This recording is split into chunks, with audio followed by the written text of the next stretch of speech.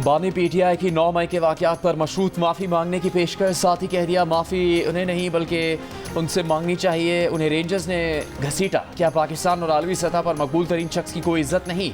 9 मई के वाक़यात की CCTV video सामने लाने की शर्त भी लगा दी। यकीन दिलाया कि पीटीआई के अहदेदार मुलविस हुए तो न सिर्फ माफ़ी मांगेंगे बल्कि अहदेदारों को कड़ी सज़ा दिलवाएंगे, पार्टी से निकाल देंगे। बानी पीटीआई ने जमान पार्क ऑपरेशन के दौरान पेट्रोल बम इस्तेमाल करने का एतराफ़ भी कर लिया। कहा पेट्रोल बम कहीं और नहीं सिर्फ जमान पार्क में इस्तेमाल किए। शेख मुजीबुर रहमान को हीरो करार देने का सवाल हुआ तो बोले शेख मुजीब से मुतालिक बात हमीदुर रहमान कमीशन की फाइंडिंग्स थी।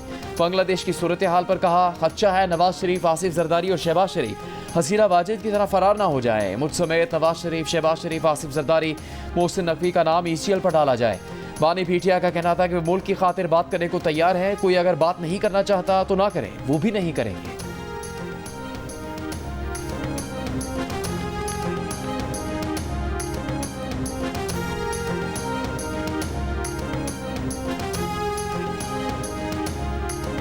तहरीक इंसाफ हुकूमत से इजाज़त लिए बगैर कोई जलसा न करे। बानी पीटीआई ने क़यादत को जलसों के लिए कोई गैर कानूनी काम न करने की हिदायत कर दी। वज़ीर आला खैबर पख्तूनख्वा अली अमीन गंडापुर से मुलाकात में बानी पीटीआई ने आइन और कानून के दायरे में किसी से भी बात करने पर भी आमादगी जाहिर की। Secretary general PTI Umar Ayub कहते हैं बानी पीटीआई ने माफ़ी नहीं मांगी। कहा बानी पीटीआई ने पहले CCTV वीडियोज़ मंजर आम पर लाने का कहा है। अगर CCTV वीडियो में पीटीआई का कोई कारकुन मुलविस हुआ तो फिर देखेंगे। बानी पीटीआई गैर मशरूत माफ़ी मांगे। मुस्लिम लीग नून के सेनेटर तलाल चौधरी का रद्द अमल। कहा सालिहा 9 मई का इतराफ़ जुर्म करने वाला अब सबूत मांग रहा है। 9 मई को कोर कमांडर हाउस के बाहर बानी पीटीआई की तीनों बहनें, भांजा और पार्टी रहनुमा मौजूद थे। ये कभी गिरेबान पकड़ते हैं कभी पाँव। सेनेटर इरफान सिद्दीकी ने कहा कि बानी पीटीआई का बयान मायूसी और दरवाजे बंद होने की अलामत है। 1 साल हो गया बानी पीटीआई ने तमाम कोशिशें की लेकिन नाकाम हुई। वज़ीर इत्तलात अता तारड़ ने कहा कि बानी पीटीआई ने अपना मवाजना शेख मुजीब से किया। जब ढाका में मुजीब के मुजस्मे गिरे तो शेख मुजीब को हीरो कहने वाले बानी पीटीआई की पार्टी ने बयानिया बदल दिया।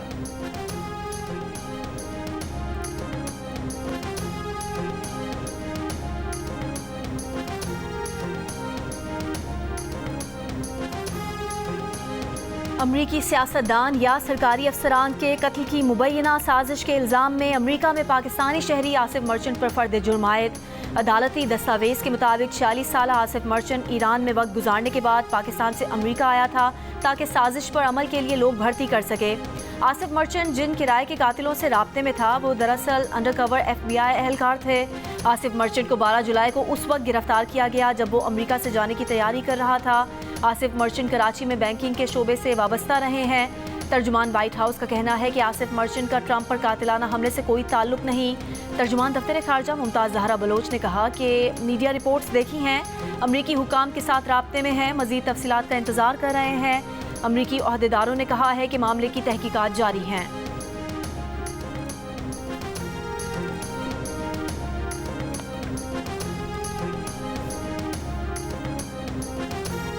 तहरीक इंसाफ ने इलेक्शन एक्ट तरमीमी बिल सुप्रीम कोर्ट में चैलेंज कर दिया। बैरिस्टर गौहर ने आईनी दरखास्त सुप्रीम कोर्ट में दायर की। दरखास्त में इलेक्शन एक्ट तरमीमी बिल को कलअदम करार देने की इस्तदा की गई है। तहरीक इंसाफ ने वकील PTI सलमान अकरम राजा के जरिए आर्टिकल 184(3) की दरखास्त सुप्रीम कोर्ट में दायर की। सलमान अकरम राजा ने कहा इलेक्शन कानून में तरमीम PTI का रास्ता रोकने की साजिश है। हर प्लेटफॉर्म पर इस साजिश को नाकाम बनाएंगे।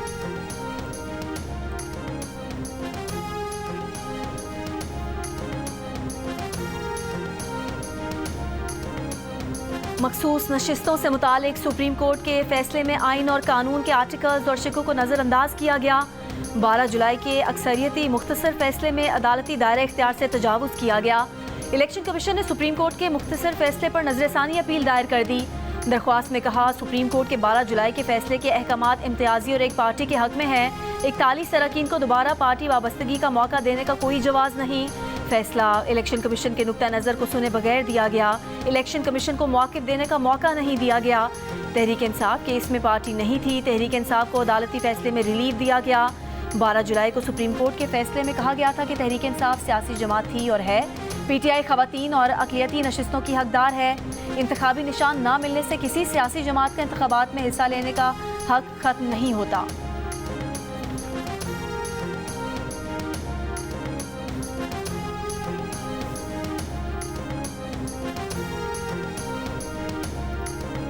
आलूदगी से पाक सरसब्ज पाकिस्तान के लिए सबको मिलकर काम करना होगा। दरख्त लगाने से मौसमी तब्दीली के तबाहकुन असरात पर काबू पाने में मदद मिलेगी। वज़ीर आज़म शहबाज शरीफ का शजरकारी मुहिम का आगाज़। सूबाई और वफाकी महकमों को 10 करोड़ से ज़्यादा दरख्त लगाने की हिदायत। वज़ीर आज़म शहबाज शरीफ से मोबाइल कम्युनिकेशन एशिया पैसिफिक के वफ़द की मुलाकात। वज़ीर आज़म ने कहा डिजिटाइजेशन के हवाले से इक़दामात में GSMA का इंतहाई बुनियादी और अहम किरदार है। हमारा विजन है हर शख्स के पास स्मार्टफोन और हर घर में ब्रॉडबैंड इंटरनेट, हर कारोबार में QR कोड की सहूलत हो।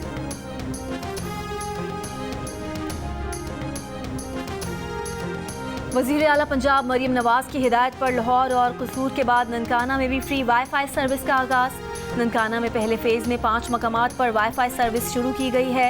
वज़ीर आला पंजाब ने कहा कि लाहौर में 50 लाख से ज़ायद शहरी सर्विस से इस्तेफ़ादा कर चुके हैं। सर्विस बहुत जल्द रावलपिंडी, फैसलाबाद और गुजरांवाला में दस्तयाब होगी। साल के आखिर तक 18 शहरों में सेफ सिटी अथॉरिटी कायम कर दी जाएगी।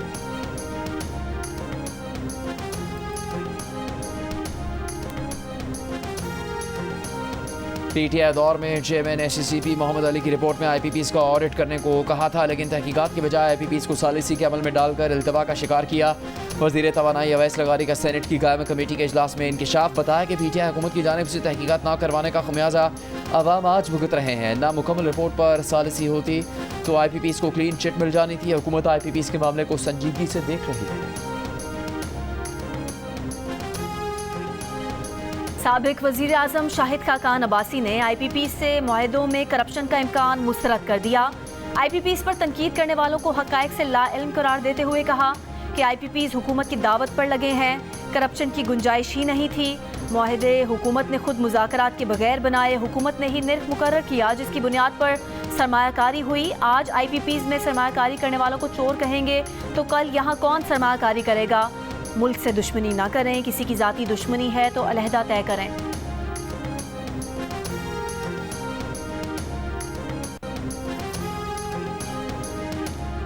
बिजली के बिलों में इजाफी टैक्सेस, तनख्वाहदार तबके पर टैक्स बढ़ाने के खिलाफ जमात इस्लामी का लियाकत बाग में धरना 13वें रोज भी जारी। हुकूमती टीम और जमात इस्लामी के दरमियान 24 घंटों में मुज़ाकरात का दूसरा दौर। ज़राए के मुताबिक अहम हुकूमती शख्सियात का अमीर जमात इस्लामी से राबता, धरना खत्म करने की दरख्वास्त। फरीकैन के दरमियान बाज़ अहम मामलात पर इत्तेफाक हो गया, लेकिन जमात इस्लामी बिजली बिलों और तनख्वाहदार तबके के इनकम टैक्स में कभी पर डट गई। हाफिज़ नईमुर रहमान कहते हैं कि पाकिस्तान के अवाम इस बिजली का बिल क्यों अदा करें जो उन्होंने इस्तेमाल ही नहीं की। हमारे मुतालबात वही हैं जो हुकूमत के इख्तियार में हैं।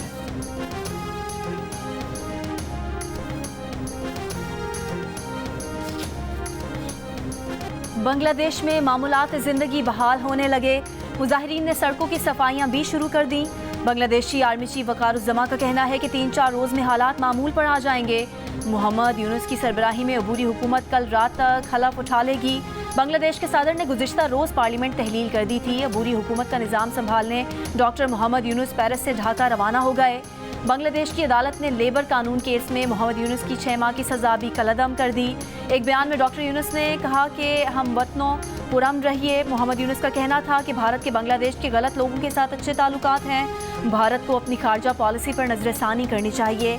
ढाका में सेंट्रल बैंक के मुलाजमीन के एहतजाज के बाद 4 डिप्टी गवर्नर्स मुस्ताफ़ी। बदउनवानी के इल्ज़ाम पर बैंक के गवर्नर से भी इस्तीफ़े का मुतालबा। ढाका में बांग्लादेश नेशनलिस्ट पार्टी की रैली। अपोजिशन रहनुमा खालिदा ज़िया का वर्चुअल खिताब। तलबा मुजाहिरीन की जिद्दोजहद को सराहा। इंतकाम की सियासत से दूर रहने, जमहूरी रिवायात बरकरार रखने और बांग्लादेश को दोबारा खुशहाल बनाने के अज़्म का इजहार किया।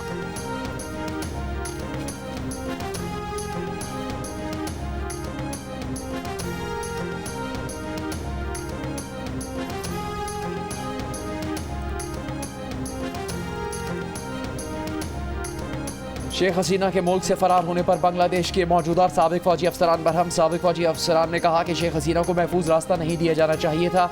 कहा यह एक हिमाकत है। गैर मुल्की खबर एजेंसी की बांग्लादेश की फ़ौज के हाजिर और रिटायर्ड अफसरान से बातचीत। फ़ौजी एहलकार ने कहा आर्मी चीफ और फौजी अफसरान ने शेख हसीना के मुल्क छोड़ने से एक दिन पहले मीटिंग की। फ़ौज ने तलबा एहतजाज को दबाने के लिए ताकत के इस्तेमाल से इनकार किया। शेख हसीना के लिए पैगाम वाज़ेह था कि अब उनको फ़ौज की हिमायत हासिल नहीं रही।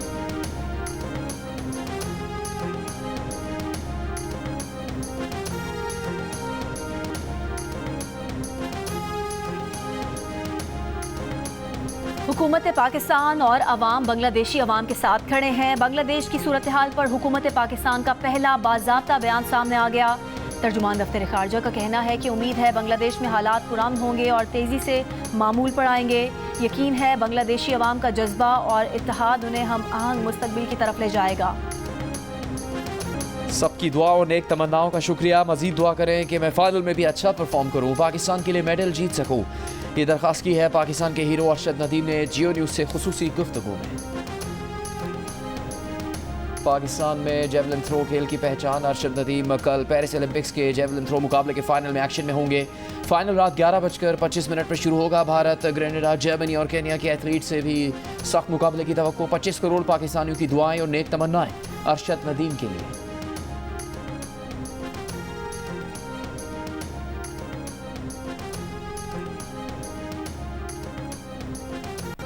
लाहौर, इस्लामाबाद, रावलपिंडी, गुजरात, स्वाबी समेत मुल्क के मुख्तलिफ शहरों में बारिश। रावलपिंडी में रेन इमरजेंसी नाफिज। ज़ियारत पशीन, किला सैफुल्ला में सैलाबी रैलों से फसलें, बागात और इंफ्रास्ट्रक्चर को नुकसान। पानी घरों और बाजारों में दाखिल हो गया। मुताद्दिद राब्ता सड़कें और पुल बह गए। तूफ़ानी हवाओं से ज़राई सोलर पैनल उखड़ गए। स्टोर के 2 देहात का ज़मीनी राब्ता कट गया। शाराय कराकरम पर गिलगित चला सेक्शन ट्रैफिक के लिए बंद। दादू में काचू के मुतादिद देहात में सैलाबी पानी कम ना हो सका। गढ़ी खैरों में बेगारी केनाल में 3 रोज़ पहले पड़ने वाला शगाफ अब तक ना भरा जा सका। शहरियों की अपनी मदद आपके तहत शगाफ पुर करने की कोशिश। महकमा मौसमियात के मुताबिक कराची समेत सिंध के साहिली इलाकों में मतला अबर आलूद रहने और हल्की बारिश की पेशगोई।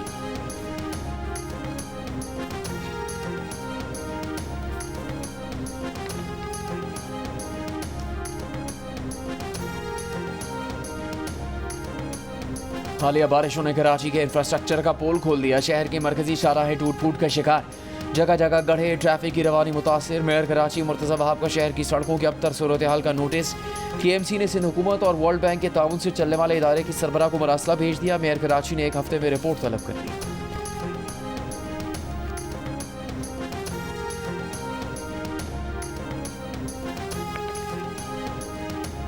IMF के एग्जीक्यूटिव बोर्ड इजलास से $7 अरब कर्ज प्रोग्राम की मंजूरी के लिए पेशरफ। वजीर खजाना मोहम्मद औरंगजेब ने कहा कि चीन, सऊदी अरब और UAE से कर्ज की मुद्दत में तोसी की यकीन दहानियाँ हासिल कर ली हैं। रोल ओवर 3 साल के लिए होगा, लेकिन हर साल नए सिरे से किया जाएगा। चीन, सऊदी अरब और UAE की यकीन दहानी से मुतालिक IMF को आगाह कर दिया गया है। IMF के एग्जीक्यूटिव बोर्ड का इजलास रवा माह के आखिर में मुतवक्के है। IMF बोर्ड पाकिस्तान के लिए 37 माह पर मुहित $7 अरब के कर्ज प्रोग्राम की हतमी मंजूरी देगा।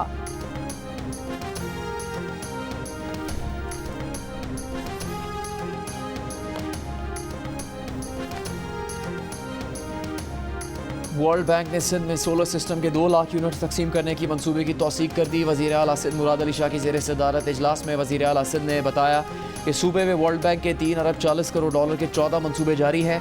BRT येलो लाइन पर काम के आगाज़ के लिए मुआहदे पर दस्तखत 10 अगस्त को किए जाएंगे। वज़ीर बल्दियात सिंध सईद गनी ने बताया कि प्रॉपर्टी टैक्स के सर्वे के लिए फर्म हायर की है। 30 अगस्त से काम शुरू होगा।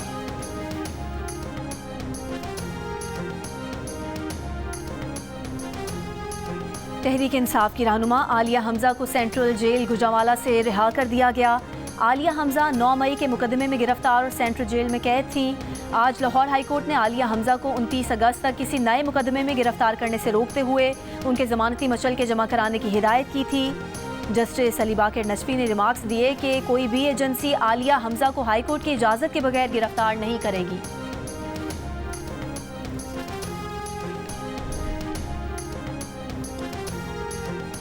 बलोच यकजहती कमेटी के तहत गवादर की मरीन ड्राइव समेत बलोचिस्तान के मुख्तलिफ शहरों में 10वें रोज़ भी धरने जारी। गवादर में मकरान कोस्टल हाईवे जुज़वी तौर पर ट्रैफिक के लिए बहाल।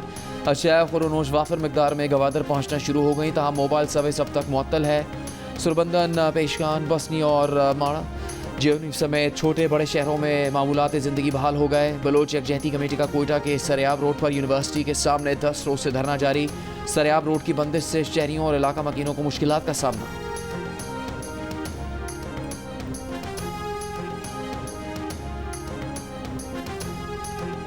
बजरिया हवाई जहाज़ इराक जाने वाले पाकिस्तानी ज़ायरीन से दाखिले पर पासपोर्ट नहीं लिए जाएंगे। वफाकी वज़ीर दाखिला मोहसिन नकवी और इराकी सफ़ीर हामिद अब्बास की मुलाकात में इत्तफाक। इराकी सफ़ीर ने कहा कि अरबईन के लिए पाकिस्तानी ज़ायरीन के वीज़ों में इजाफा किया जाएगा। मोहसिन नकवी ने कहा कि ज़ायरीन से ज़ायद फ़ीस चार्ज करने वाले एजेंट्स के खिलाफ एक्शन लिया जाएगा। वज़ीर दाखिला मोहसिन नकवी का वज़ीर एविएशन ख्वाजा आसिफ से राब्ता।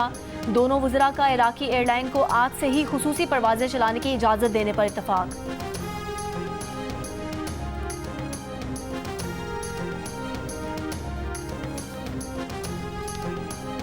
सिंध के वज़ीर नार्कोटिक्स शर्जील इनाम मेमन की ज़ेर सदारत हाई पावर्ड कमेटी का पहला इजलास वफाकी और सूबाई इदारों के दरमियान इंटेलिजेंस शेयरिंग और मुनशियात के आदि अफराद की बहाली के मराकज़ बढ़ाने का फैसला। शर्जील मेमन ने कहा कि सूरत हाल तशवीशनाक होती जा रही है, सबको संजीदगी के साथ काम करने की ज़रूरत है। तालीमी इदारों में बच्चों की ड्रग टेस्टिंग करने जा रहे हैं।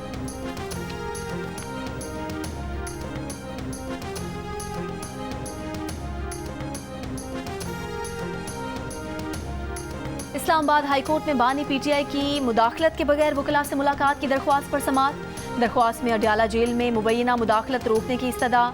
चीफ जस्टिस आमिर फारूक ने सवाल किया कि क्या वजारत दिफा की रिपोर्ट आ गई है। डिप्टी अटॉर्नी जनरल ने बताया कि वजारत दिफा ने बानी पीटीआई के इल्ज़ाम को बेबुनियाद करार दिया है। चीफ जस्टिस आमिर फारूक ने डिप्टी अटॉर्नी जनरल से कहा कि अगर कोई हसास चीज़ नहीं तो इस खत को रिकॉर्ड का हिस्सा बना दें।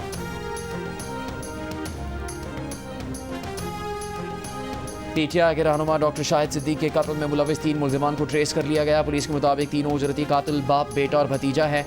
मुल्जिमान पहले भी कई वारदातों में मतरूब हैं। मुल्जिमान के खिलाफ इस्लामाबाद और लाहौर में कई मुकदमात दर्ज हैं। लाहौर के वेलेंशिया टाउन में निजी अस्पताल के मालिक और पीटीआई रहनुमा डॉक्टर शाहिद को फायरिंग करके कत्ल कर दिया गया था।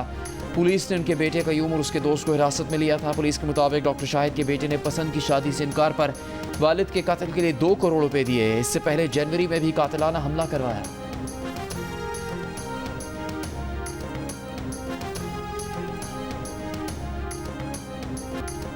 नौशहरा की तहसील पब्बी में कत्ल के मुल्जिम और पुलिस में फायरिंग का तबादला। पुलिस ने मुल्जिम के घर पर रॉकेट, दस्ती बम और दीगर भारी हथियारों का इस्तेमाल किया। मुल्जिम हलाक। कई साल से कराची एयरपोर्ट पर 35 से ज़्यादा नाकारा तैयारे मौजूद। परिंदों ने जहाज़ों में घोंसले बना लिए। कुछ नाकारा तैयारों में माजी में आग भी लग चुकी है। नाकारा तैयारे PIA समेत मुख्तलिफ एयरलाइंस के हैं। ज़राए के मुताबिक कस्टम्स और सिविल एविएशन के वाजिबात के तनाज़ी की वजह से तैयारे वहाँ खड़े हैं। सिविल एविएशन तर्जुमान के मुताबिक 3 नाकारा तैयारों को नीलामी के जरिए एयरपोर्ट से हटाया जा चुका। मजीद को हटाने की कार्रवाई जारी है।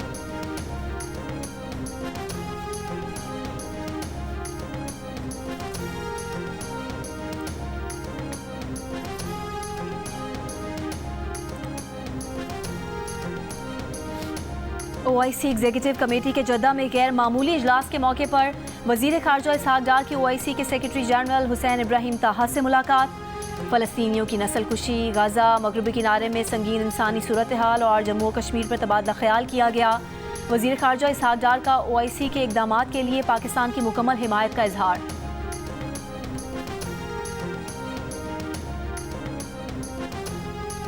इस्माइल हानिया की शहादत के बाद फ़लस्तीनी मज़ाहमती तंजीम हमास ने याह्या अल-सिन्वार को सियासी विंग का नया सरबराह मुंतखब कर लिया। इसराइली फ़ौज का कहना है कि हमास कमांडर को मारने के लिए पुरज़्म है। इसराइल की गाज़ा के रिहायशी इलाकों पर बमबारी।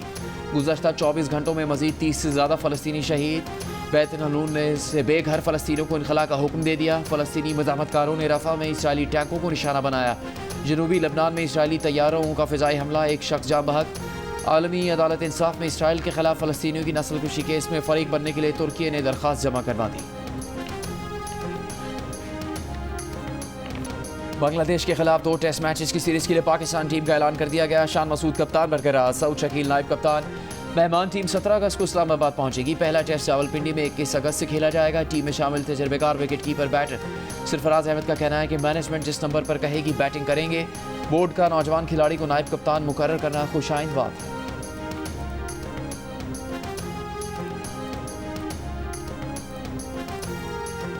और 60% पाकिस्तानी फेसबुक, इंस्टाग्राम और टिकटॉक समेत समाजी राब्तों की दीगर ऐप से दूर। कोई अकाउंट ना होने का कहा। अलबत्ता 40% ने इन ऐप्स पर अकाउंट होने और भरपूर इस्तेमाल करने का बताया। गैलप पाकिस्तान ने नया सर्वे जारी कर दिया। सर्वे के मुताबिक इन ऐप्स पर 30 साल से कम उम्र के 62% पाकिस्तानी नौजवान ज़्यादा फ़ाल हैं, जबकि 30 साल से ज़्यादा उम्र के सिर्फ 30% पाकिस्तानी मुतहरिक हैं। सोशल मीडिया ऐप्स के इस्तेमाल में पाकिस्तानी मर्द ख़वातीन से भी आगे। मर्दों में 45%, जबकि ख़वातीन में 35% ने फेसबुक, इंस्टाग्राम और टिकटॉक इस्तेमाल करने का कहा। ऐप्स के ज़रिए ऑनलाइन दोस्त बनाने का भी 22% पाकिस्तानियों ने बताया, जबकि 76% ने कहा कि उन्होंने कोई ऑनलाइन दोस्ती नहीं की है।